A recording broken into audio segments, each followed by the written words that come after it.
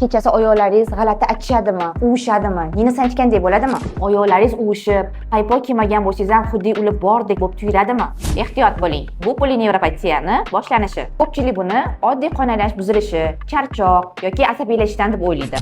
Agar oyoqlaringiz uvishsa, kuygandek achishsa, yeni sanchgandek bo'lsa, oyoq tagida sezuvchanlik kamaysa, ayniqsa kechasi kuchaysa, bu signal bo'lishi mumkin. Agar davolanmasa, bu har kuni tungi bezovtalikka olib keladi. Undan tashqari, og'riqni sezish sekin-sekin kamayadi-da, oyoqlaringizda yaralar, qon aylanish buzilish belgilari paydo bo'ladi. Foydali bo'lishi mumkin. Vitaminlarni o'zboshimchalik bilan ichish emas, balki sababini topish, yengil mashqlar, qon tahlillari, lekin bu vaqtinchalik yordam beradi. Shifoni esa to'g'ri tashxis va vaqtida davolanishdan topasiz. Nevrolog ko'rigida reflekslar ko'riladi, oyoq mushaklarining kuchi ko'riladi, sezuvchanlik darajasi tekshiriladi va albatta NMga tavsiya qilinadi.